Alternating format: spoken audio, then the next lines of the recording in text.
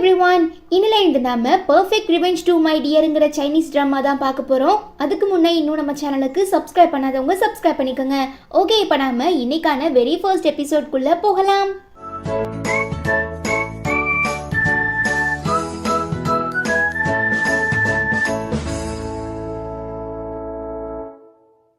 இந்த மூவிக்கான ஓப்பனிங் சீன்ல பார்த்தோம்னா ஒரு பெரிய சர்ச்ல இந்த மிருகங்கள் அடைச்சி வைப்பாங்கல்ல, கூண்டு கேஜ், அதுக்குள்ள கட்டப்பட்டு பயங்கரமா சித்திரவதைக்கு உள்ளாகி ரொம்பவே மயக்கமான நிலைமையில இருக்க நம்ம ஹீரோயினை தான் காட்டுறாங்க. இதை பார்த்து ஹீரோயின் ஹஸ்பண்ட் அவ தலையில தண்ணிய ஊத்தி, நீ இப்படி நல்லா தூங்கி ரெஸ்ட் எடுக்கிறதுக்காக நான் ஒன்னு இந்த சர்ச்சுக்கு கூட்டிட்டு வரல. நீ பண்ண தப்புனாலதான் இப்ப என் ஃப்ரெண்டு நான்சி தன்னோட 2 கால்களையும் இழந்து நடக்க முடியாம வீல் சேர்ல உட்கார்ந்துருக்கா. சோ இன்னும் கொஞ்ச நாளையில அவளுக்கு நடக்க போற சர்ஜரி நல்லபடியா முடியணும்னு கடவுள்கிட்ட பிரேயர் பண்ணிக்கோ. அப்பதான் நீ உயிரோட இருக்க முடியும். இல்ல நீ பண்ண பாவத்துக்கு நான் உன்னை சும்மா விட மாட்டேன். ஒழுங்கா நான்சி கிட்ட மன்னிப்பு கேளுன்னு ரொம்ப கொடுமைப்படுத்துறான். ஐயோ ஜியான், தயவு செஞ்சு எனக்காக நீங்க உங்க ஒய்ஃபை திட்டாதீங்க. இந்த ஆக்சிடென்ட் அவங்க வேணுக்குனே பண்ணல. அன்னைக்கு ஏதோ கண்ட்ரோலை மீறி நிறைய சரக்கடிச்சிட்டாங்க. மற்றபடி அவங்களுக்கு எந்த இன்டென்ஷனுமே இல்ல. ப்ளீஸ் தயவு செஞ்சு அவங்கள விட்டுருங்கன்னு நான்சி சொல்ல, சும்மா நடிக்காதடி, பட் என்னைக்குமே நான் உன்னை நம்ப மாட்டேன்னு ஹீரோயின் சொல்லவும், நீ அவளுக்கு பண்ண பாவத்தெல்லாம் மன்னிச்சு உனக்காக சப்போர்ட் பண்ணி என்கிட்ட பேசுறாள, அவளுக்கு நீ கொடுக்கற மரியாதை தான் இதுவா? உடனே நான்சி கால்ல விழுந்து மன்னிப்பு கேளு, இல்ல நான் உன்னை சும்மா விட மாட்டேன்னு ஹீரோயின் ஹஸ்பண்ட் கத்துறான். நீங்க ஏன் இப்படி அவளை கண்மூடித்தனமா நம்பிட்டு இருக்கீங்க? நான் தான் உங்க வைஃப், என்ன விட்டுட்டு அவ சொல்ற எல்லாத்தையுமே நம்பிட்டு இருக்கீங்களேன்னு ஹீரோயின் கேட்க, ரொம்ப கோவப்படுற ஜியான் தன்னோட பிஏவை விட்டு நம்ம ஹீரோயின் தலைய பயங்கரமா அமுக்கி வீல் சேர்ல உட்கார்ந்துருக்க நான்சி கால்ல விழுந்து மன்னிப்பு கேட்க வச்சிடறான். பண்ணாத தப்புக்காக இப்படி எல்லாம் சித்திரவதையை அனுபவிக்க வேண்டியதா இருக்கேன்னு சொல்லி நம்ம ஹீரோயின் ரொம்ப ஃபீல் பண்ணிட்டு இருக்கும் போது, உன்ன மாதிரி ஒரு கேடு கெட்டவ கூட வாழ எனக்கு விருப்பம் இல்ல, நான் உன்னை டிவோர்ஸ் பண்ண போறேன்னு ஜியான் சொல்ல ஹீரோயின் மனசு உடைஞ்சு போயிடுறாங்க. பிகாஸ் இப்ப அவங்க 7 மந்த் பிரெக்னண்டா இருக்காங்க. சோ இந்த சந்தோஷமான விஷயத்த சொல்லலான்னு போகும்போதுதான் இவ்ளோ பெரிய சம்பவம் நடந்திருக்கு.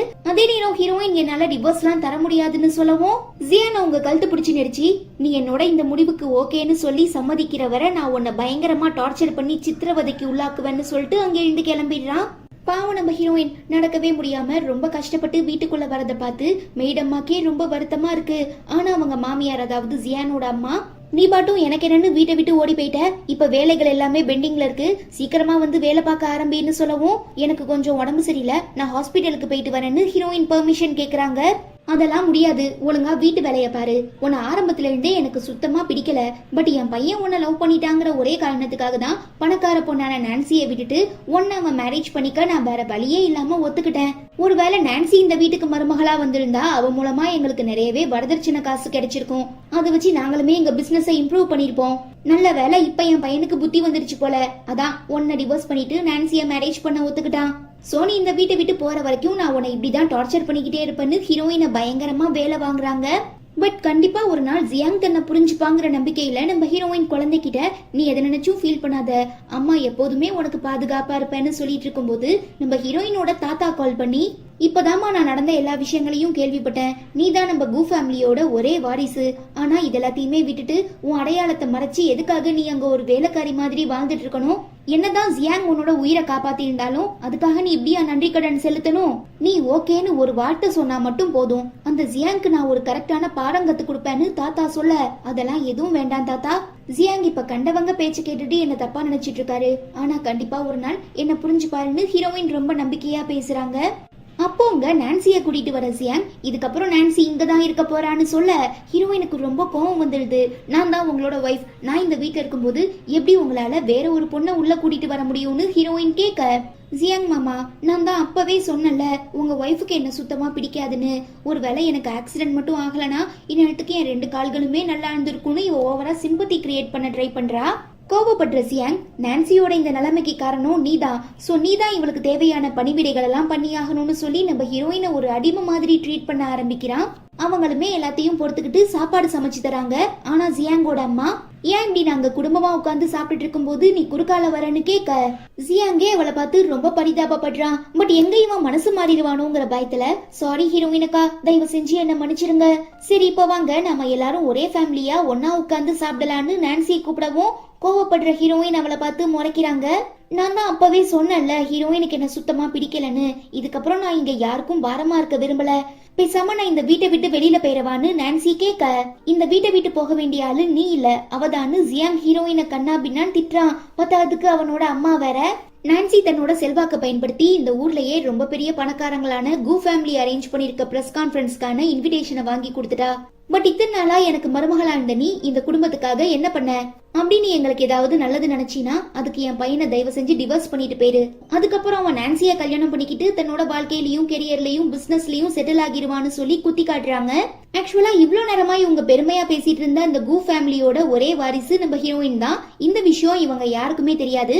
முக்கியமா கொஞ்ச நாளைக்கு முன்னால ஜியாங் தன்னோட அம்மா கிட்ட கு ஃபேமிலி கூட பிசினஸ் வச்சுக்கிட்டா கண்டிப்பா நமக்கு நிறையவே ப்ராஃபிட் கிடைக்கும்னு சொல்லியிருப்பான். சோ இவனோட ஆசையை நிறைவேற்றுறதுக்காக தான் ஹீரோயின் தன்னோட இன்ஃபுளுன்ஸை பயன்படுத்தி தாத்தா கிட்ட சொல்லி அந்த பிரஸ் கான்ஃபரன்ஸ்க்கான இன்விடேஷனையுமே வீட்டுக்கு அனுப்பி வைக்க சொல்லியிருப்பா. பட் அது எப்படியோ நான்சி கையில மாட்டிருக்கும். அதை தனக்கு சாதகமா யூஸ் பண்ணிக்கிட்ட நான்சி அவளோட செல்வாக்க வச்சுதான் இந்த இன்விடேஷனை வாங்கி கொடுத்ததா இவங்க எல்லார்கிட்டயும் போய் சொல்லி சீன் போட்டிருக்கா.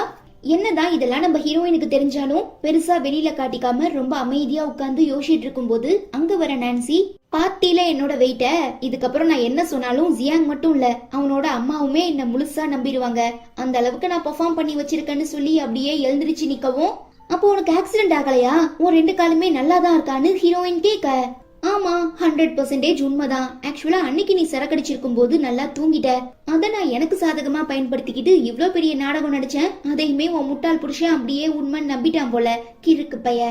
அதுக்கு முன்ன கூட ஒரு தடவை நான் அவனுக்கு சாப்பாட்டுல ட்ரக்ஸ கலந்து கொடுத்துட்டேன். பட் அதோட எஃபெக்டா அன்னைக்கு நைட் அவன் உன் கூட தான் ரொமான்ஸ் பண்ணான். சோ எப்படி உங்க 2 பேரையும் பிரிக்கிறதுன்னு தெரியாம நான் யோசிக்கும் போதுதான் இப்படிப்பட்ட ஒரு ஐடியா கிளாஷ் ஆச்சு. அதனாலதான் நானே ஆளை செட் பண்ணி என் மேல காரை இடிக்கிற மாதிரி இடிச்சு எனக்கு இப்ப பெரிய ஆக்சிடென்ட் ஆயிடுச்சுன்னு சொல்லி உன் புருஷனை நம்ப வச்சேன். சோ பொறாமையில தன்னோட ஃப்ரெண்ட கொலை பண்ண ட்ரை பண்ண நினைச்சுக்கிட்டு உன் புருஷனே இப்போ உன்னை டோட்டலா வெறுத்து ஒதுக்கிட்டான். இதை தாண்டி எனக்கு வேற என்ன வேணும்னு நான்சி கேக்குறா. உனக்கு வெக்கமா இல்ல? அவன் கல்யாணம் ஆன ஆண்னு தெரிஞ்சுமே எதுக்காக இப்படி குடும்பத்தை பிரிக்க பாக்குறேன்னு கேட்டு கத்தவும், இதெல்லாம் சும்மா, இதுக்கப்புறம் தான் மெயின் மேட்ரியா இருக்குன்னு சொல்லி நான்சி ஹீரோயினோட கைய பிடிச்சு தன்னோட கண்ணத்துல வைக்கிறா. ஹீரோயின் ஒன்னும் புரியாம முழிக்கிறாங்க. அப்ப அந்த வழியா நம்ம ஜியாங் வரத பாத்துட்டு நான்சி அவளாவே போய் செவுத்து மேல மோதி கீழே விழுந்துடுறா. ஜியாங் வந்து பாக்கும்போது ஹீரோயின் நான்சிய பிடிச்சி கீழே தள்ளிவிட்ட மாதிரி தெரியவும் அவங்கள கண்ணா பின்னான்னு திட்ட ஆரம்பிச்சிடுறான். ஏன் இப்படி கண்மூடித்தனமா அவ சொல்லிட்டு இருக்க எல்லாத்தையுமே நம்பிட்டு இருக்கீங்க? ஒரு நிமிஷமாவது நான் சொல்ல வரத கொஞ்சம் பொறுமையா கேளுங்கன்னு ஹீரோயின் எவ்வளவோ ஆர்கியூ பண்ணி பாக்குறாங்க. ஆனா ஏற்கனவே இந்த நான்சி போதும் போதுங்கிற அளவுக்கு ஜியாங் மண்டைய கழுவிட்டதுனால இப்ப அவங்க எது சொன்னாலுமே ஜியாங் நம்பாம ஹீரோயினையே போட்டு அடிக்கிறான். பாவம், இதனால உங்களுக்கு வயித்துல அடிபட்டுருது. சோ இப்ப பிரெக்னண்டா இருக்கிற நம்ம ஹீரோயின் தன்னோட கண்டிஷனை சொல்லலான்னு ஆரம்பிக்கும் போது வழக்கம் போல இந்த நான்சி நாடகமாடவும், உனக்கு ஏதாவது தேவைப்பட்டா நீயே அதை பாத்துக்கோன்னு சொல்லி ஜியாங் அவள் அங்கேருந்து தூக்கிட்டு போயிடுறான். பாவம், வயிற்று வலி தாங்க முடியாம நம்ம ஹீரோயின் துடிச்சிட்டு இருக்கும் போது வீட்டு மெய்டம்மா பார்த்து உதவி பண்றதுக்காக பக்கத்துல போறாங்க. ஆனா ஜியாங்கோட அம்மா, இதுக்கப்புறம் ஹீரோயினுக்கும் இந்த வீட்டுக்கும் எந்த சம்பந்தமும் இல்ல, உடனே அவளை கழுத்தை பிடிச்சி வெளியில தள்ளுங்கன்னு ஆர்டர் போடவும் வாட்ச்மேன் வெளியில தள்ளி கதவை சாத்திடுறான். பாவம், வயிற்று வலி தாங்க முடியாம நம்ம ஹீரோயின் தட்டு தடுமாறி நடந்து போயிட்டு இருக்கும் போது ஒரு கட்டத்துக்கு அப்புறம் முடியாம அப்படியே ரோட்லயே மயங்கி விழுந்துடுறாங்க. கண் விழிச்சு பார்த்தா ஹாஸ்பிட்டல்ல இருக்கிற நம்ம ஹீரோயின் நர்ஸ் கிட்ட தன்னோட குழந்தைக்கு என்ன ஆச்சுன்னு கேட்க, சாரி மேடம், எங்களால காப்பாத்த முடியல, உங்களுக்கு அபார்ஷன் ஆயிடுச்சுன்னு சொல்லவும் பாவம் ஹீரோயின் மனசுடைஞ்சு போயிடுறாங்க. அதே நேரம் நான்சிக்கு சர்ஜரி நடந்துட்டு இருக்கும் போதுதான் ஜியாங்க்கு ஹீரோயின் வீட்டை விட்டு வெளியில போயிட்டாங்கிற விஷயம் தெரிய வருது. சோ தனக்கு தெரிஞ்ச எல்லாத்துக்குமே கால் பண்ணி ஹீரோயினை தேடி கண்டுபிடிக்க சொல்றான். ஃபைனலா இப்ப அவங்க ஹாஸ்பிட்டல்ல இருக்காங்கிற விஷயம் தெரிய வந்ததும், உனக்கு அபார்ஷன் ஆச்சுன்னு சொல்றாங்க, நமக்கு கல்யாணம் ஆன நாள்ல இருந்து என்னோட சுண்டு விரல் கூட உன் மேல பட்டதில்ல, அப்புறம் எப்படி நீ பிரெக்னண்டா இருந்திருக்க முடியும்? உண்மையை சொல்லு, யார் அந்த குழந்தைக்கு காரணம்? இப்ப அவனை பாக்குறதுக்காக தான் வீட்டை விட்டு வெளியில போனியா? பாத்தியா, கடவுளே உனக்கு தகுந்த தண்டனையை கொடுத்துட்டாரு. உனக்கு எவ்வளவு தைரியம் இருந்தா எனக்கே நீ துரோகம் பண்ணிருப்பான்னு கேட்டு கத்தவும், ஆட மெண்டல் புடிச்ச கிறுக்கு பயலே, அன்னைக்கு ஒரு நாள் நீ பயங்கரமா குடிச்சிட்டு சம போதையில நிதானமே இல்லாம வீட்டுக்கு வந்த போதான் இந்த சம்பவம் நடந்தது. நானும் இதை எத்தனையோ முறை உன்கிட்ட சொல்ல முயற்சி பண்ணேன். பட் நீ ஒரு தடவை கூட என் வார்த்தைய பொறுமையா காது கொடுத்து கேட்டதில்ல. இப்ப கடைசியில உன்னை உண்மையா காதலிச்சு கல்யாணம் பண்ணிக்கிட்ட என்னையே நீ மனசாட்சி இல்லாம தப்பா பேசுறன்னு சொல்லி ஹீரோயின் ரொம்ப ஃபீல் பண்றாங்க. என்ன, உன் கள்ளக்காதலனை காப்பாத்துறதுக்காக நாடகம் போட்டுட்டு இருக்கியா? இதுக்கப்புறம் நீ சொல்ற எதையுமே நான் நம்ப மாட்டேன். இப்போதைக்கு உன்கிட்ட எனக்கு ஒரு முக்கியமான தேவை இருக்குன்னு சொல்லி டாக்டரை கூப்பிடவும் ஹீரோயினால இந்த சிச்சுவேஷனை புரிஞ்சுக்க முடியுது. நீ எல்லாம் ஒரு மனுஷனா? இப்பதான் எனக்கு அபார்ஷன் ஆச்சுங்கிறது உனக்கே நல்லா தெரியும். பட் கொஞ்சம் கூட இறக்கம் இல்லாம எப்படி என்கிட்ட இருந்து ரத்தம் எடுக்க உனக்கு மனசு வந்ததுன்னு கேட்க, நான்சிக்கு இப்ப ரொம்ப பெரிய முக்கியமான ஆபரேஷன் நடந்துட்டு இருக்கு. சோ அவளுக்கு ரத்தம் தேவைப்படுது. அதான் அவளோட இந்த நிலைமைக்கு காரணமா இருந்த உன்கிட்ட இருந்தே நான் ரத்தத்தை எடுக்க போறேன்னு சொல்லி உடம்பு சரியில்லாம ஹாஸ்பிட்டல்ல இருக்கிற பொண்ணுன்னு கூட பார்க்காம ஹீரோயின் கிட்ட இருந்து நிறைய பிளட் எடுத்துடுறாங்க. அவ்வளவுதான், இதுக்கப்புறம் இவன் திருந்துவாங்கிற நம்பிக்கையை இழந்துடுற நம்ம ஹீரோயின் மனசுடைஞ்சு போய் அவனை டிவோர்ஸ் பண்ண ஒத்துக்கிறாங்க. பட் என்னதான் ஜியாங் நம்ம ஹீரோயினை இறக்கமே இல்லாம பயங்கரமா டார்ச்சர் பண்ணியிருந்தாலும் அவனால இந்த முடிவை ஏத்துக்க முடியல. பிகாஸ் 2 பேரும் லவ் பண்ணி மேரேஜ் பண்ணிருப்பாங்க. சோ என்னதான் ஒரு சைடு சந்தோஷமா இருந்தாலும் இன்னொரு சைடு தன்னோட ஆறுயிர் ஆசை காதல் மனைவி ஹீரோயினை பத்தி யோசிச்சு ரொம்ப ஃபீல் பண்றான். அதே நேரம் இங்க நம்ம ஹீரோயின் தன்னோட பணக்கார தாத்தா கிட்ட அவங்களுக்கு நடந்த கொடுமைகள் எல்லாம் பத்தி சொல்லவும் ரொம்ப டென்ஷன் ஆகிடுற அந்த மனுஷன், இதுக்கப்புறம் நீ எதுக்காகவும் கவலைப்படாத, நான் உனக்கு துணையா இருக்கேன். உன்னை கஷ்டப்படுத்தினவங்களெல்லாம் நீ எப்படி பழிவாங்க ஆசைப்படுறியோ அது எல்லாத்தையுமே எக்ஸிக்யூட் பண்ணு, நான் உனக்கு ஸ்ட்ராங்கா சப்போர்ட் பண்றேன்னு ஆறுதல் சொல்றாரு. கட் பண்ணா ஜியாங்கோட அம்மா ரொம்ப பெருமையா பேசிட்டு இருந்த இந்த கு ஃபேமிலியோட பிரஸ் கான்ஃபரன்ஸ் டேவுமே வருது. அதுக்கு இந்த நான்சி தான் இன்விடேஷன் வாங்கி கொடுத்தா போலன்னு சொல்லி அவளை பயங்கரமா புகழவும், வெளியில சிரிச்சுக்கிட்டே மனசுக்குள்ள இந்த நான்சி, எனக்கும் இதுக்கும் எந்த சம்பந்தமும் இல்ல, யதார்த்தமா அன்னைக்கு ஒரு நாள் போஸ்ட்மேன் ஏதோ ஒரு போஸ்டர் உங்க மெயில் பாக்ஸ்ல வைக்கிறத பார்த்தேன், சரி என்னவா இருக்குங்கிற கியூரியாசிட்டில ஓபன் பண்ணி பார்த்தா உள்ள இந்த பார்ட்டிக்கான இன்விடேஷன் இருந்தது. அதான் இதை நான் எனக்கு சாதகமா பயன்படுத்திக்கிட்டேன். பட் நிஜமாவே எந்த நல்ல மனுஷன் இந்த இன்விடேஷனை வீட்டுக்கு அனுப்பி வச்சாங்கிறது எனக்கு தெரியாதுப்பான்னு சொல்லி நக்கலா சிரிக்கிறா. பத்தாவதுக்கு இந்த ஜியாங்கோட அம்மா வேற நான்சிய தாறுமாறா புகழ்ந்து, நீ மட்டும் என் வீட்டுக்கு மருமகளா வந்துட்ட, அவ்வளவுதான் நாங்க எல்லாருமே கோடியில பொறலுவோன்னு சொல்ல, ஆட போங்கடா முட்டா பசங்களா, எனக்கு இந்த கு ஃபேமிலிய பத்தி எதுவும் தெரியாது, சும்மா உங்களை ஏமாத்துறதுக்காக ஒரு சின்ன பிட்டு தான் போட்டேன், பட் அதையும் நீங்க நம்பி என்ன பெருமையா பேசுறீங்க பாருன்னு சொல்லி செமையா சிரிக்கிறா. அப்ப அங்க நம்ம ஹீரோயின் வரத பார்த்துட்டு ஜியாங்கோட அம்மா, என்ன பணக்காரனான என் பையனை டிவோர்ஸ் பண்ணிட்டு இந்த பிரஸ் கான்ஃபரன்ஸ்ல ஏதாவது பணக்காரனை உஷார் பண்ண வந்தியான்னு கேட்க, என்ன டிவோர்ஸ் பண்ற மாதிரி பண்ணிட்டு திரும்ப என்ன இப்படி எல்லாம் அடிக்கடி யதார்த்தமா மீட் பண்ணி சிம்பத்தி கிரியேட் பண்றதுக்காக தான் ஃபாலோ பண்ணிட்டு இருக்கியான்னு ஜியாங் கேட்க, வாய் இருக்குங்கிறதுக்காக நீ இஷ்டப்படி எல்லாம் பேசிட்டு இருக்காத, இன்னும் கொஞ்ச நேரத்துல நான் யாருங்கிறது உனக்கே நல்லா தெரியும்னு சொல்லிட்டு ஹீரோயின் போயிடுறாங்க. நீ யாரா இருந்தா எங்களுக்கு என்னன்னு கலாய்ச்சிட்டு ஜியாங்கோட ஃபேமிலி அந்த கான்ஃபரன்ஸ்க்குமே போறாங்க. அங்க வந்திருக்க ஒரு சிலர்லாம் இப்ப ரீசெண்டா தான் அமெரிக்கால இருந்து படிச்சுட்டு இந்த கு ஃபேமிலியோட ஒரே வாரிசான மிஸ் சங்ஷி திரும்ப சைனாக்கு வந்திருக்காங்க. அவங்க எந்த அளவுக்கு பணக்காரங்களோ அந்த அளவுக்கு பயங்கர புத்திசாலியாமா. சோ இன்னும் கொஞ்ச நாளையில நம்ம ஊர்ல ஒரு பெரிய பொட்டிக் ஸ்டார்ட் பண்ண போறதா கேள்விப்பட்டோம். பாக்குறதுக்குமே ரொம்ப அழகா இருப்பாங்களாம். சோ அவங்கள கல்யாணம் பண்ணிக்க போற பையன் கண்டிப்பா கொடுத்து வச்சிருக்கணும்னு பேசிக்கவும், ஜியாங்கோட அம்மா, பாத்தியா மைசன், நிஜமாவே அந்த பொண்ணு ரொம்ப வெயிட்டான பார்ட்டியா இருப்பா போல, பேசாம நீ அவளை லவ் பண்ணி கல்யாணம் பண்ணிக்கோ, அப்பதான் நம்மளால பெரிய பணக்காரங்களாக முடியும்னு சொல்லவும், நான்சி பயந்து போயிடுறா. பிகாஸ் இவ ஜியாங் அடையணுங்கிறதுக்காக தான் நிறையவே ஃப்ராடு வேலை பார்த்திருப்பா. பட் இப்ப கொஞ்சம் கூட நன்றியே இல்லாம ஜியாங்கோட அம்மா பேச்ச மாத்தி பெல்டி அடிக்கவும், எங்க தான் பட்ட கஷ்டம்லாம் வேஸ்ட் ஆகிருமோன்னு சொல்லி நான்சி ரொம்ப பயப்படுறா.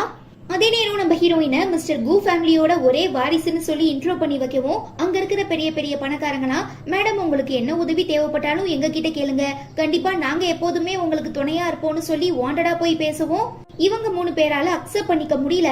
முக்கியமா ஜியாங்கோட அம்மா, இத்தனை நாளா என் வீட்டுல ஒரு வேலைக்காரி மாதிரி இருந்துட்டு இருந்த இவ எப்படி இவ்ளோ பெரிய பணக்கார வீட்டு வாரிசாக முடியும்னு கேட்டு கத்தவும், கோவப்படுற ஹீரோயின் அவங்கள பிடிச்சி தள்ளிவிட்டு, இப்ப நான் நினைச்சா ஒரே நிமிஷத்துல நீங்க 3 பேரும் இருந்த இடம் தெரியாம அழிக்க முடியும்னு மிரட்டுறாங்க. ஜியாங் கோவத்துல கண்ணா பின்னான்னு திட்டுறான். ஹீரோயின் தன்னோட ஆளுங்களை வச்சு அவனை லாக் பண்ணி, நான் யாரு என்னங்கிறதே தெரியாம நீங்க 3 பேரும் சேர்ந்து என்ன ரொம்ப சித்திரவதை பண்ணிட்டீங்க, சோ இப்ப அது எல்லாத்தையுமே நான் 2 மடங்கா உங்களுக்கு திரும்ப கொடுக்க முடிவு பண்ணிட்டேன்னு ஹீரோயின் சொல்ல, தாத்தா வந்துடுறாரு. ஓடி போய் பக்கத்துல நின்னுக்கிறா. ஓ, இந்த வயசானவரை உஷார் பண்றதுக்காக தான் நீ இந்த கான்ஃபரன்ஸுக்கு வந்தியான்னு ஜியாங் அம்மா கேட்க, கோவப்படுற அவரு கையில வச்சிருக்க தடியால அவங்கள அடிச்சு, உனக்கு எவ்வளவு தைரியம் இருந்தா என் பேத்திய பத்தியே தப்பா பேசியிருப்ப, நீங்க 3 பேரும் யாரு என்னங்கிற எல்லாமே எனக்கு நல்லா தெரியும், பட் என் பேத்தி உன்னை உண்மையா லவ் பண்ணிட்டாங்கிற ஒரே காரணத்துக்காக தான் உங்க எல்லாரையும் நான் உயிரோட விடுறேன். அதே நேரம் இதுக்கப்புறம் இந்த ஏரியால இருக்கிற எந்த கம்பெனியுமே இவங்க கம்பெனி கூட மர்ஜ் பண்ணக்கூடாது, பார்ட்னர்ஷிப் பண்ணக்கூடாதுன்னு தாத்தா ஆர்டர் போடவும், பயந்து போயிடுற ஜியாங் அம்மா அவங்க காலில் விழுந்து, ஐயா தயவு செஞ்சு என்ன மன்னிச்சிருங்க, ஹீரோயின் உங்க பேத்தின்னு தெரியாம நான் ரொம்ப பெரிய தப்பு பண்ணிட்டேன், ஒரு நிமிஷம் நான்சி உனக்கு அந்த தாத்தாவை தெரியும்ல, நீங்களா ரிலேட்டிவ் தானே, சோ ப்ளீஸ் எனக்காக அவர்கிட்ட கொஞ்சம் சப்போர்ட் பண்ணி பேசுமான்னு கேட்டு கெஞ்சவும், ஓ அப்படியா தாத்தா உங்களுக்கு அந்த பொண்ணை தெரியுமான்னு ஹீரோயின் கேட்க, யாரவ இதுக்கு முன்ன நான் பார்த்ததே இல்லையேன்னு ஹீரோயின் தாத்தா சொல்லவும், அவ்வளவுதான் நான்சி சாயம் வெளுத்துருது. இவளுக்கும் கு ஃபேமிலிக்கும் எந்த ஒரு சம்பந்தமுமே இல்லங்கிற விஷயத்த புரிஞ்சுக்கிற ஜியாங் அம்மா, அப்புறம் எப்படி இந்த இன்விடேஷன் எங்க வீடு தேடி வந்துச்சுன்னு கேட்கவும், நான் தான் போனா போது பாவம்னு சொல்லி அனுப்பி வச்சேன், பட் அனுப்புன எனக்கே நீங்க ஆப்ப வைக்க பாக்குறீங்களேன்னு சொல்லி ஹீரோயின் திட்டவும், ரொம்ப கோவப்படுற தாத்தா எல்லாரையும் வெளியில துரத்தி விட்டுறாரு. அவ்வளவுதான், இதோட இந்த எபிசோடுமே முடியுது. இந்த எபிசோடு உங்க எல்லாருக்குமே பிடிச்சிருக்கும்னு நினைக்கிறேன். பிடிச்சிருந்தா மறக்காம லைக் பண்ணிட்டு நம்ம சேனல் வீடியோஸை உங்க ஃப்ரெண்ட்ஸ் அண்ட் ஃபேமிலி கூட ஷேர் பண்ணுங்க. ஓகே, உங்க எல்லாரையும் நான் ரொம்ப சீக்கிரமா அடுத்த எபிசோட்ல மீட் பண்றேன். Until then, it's bye from Afi and stay tuned with Spectre of Fantasy.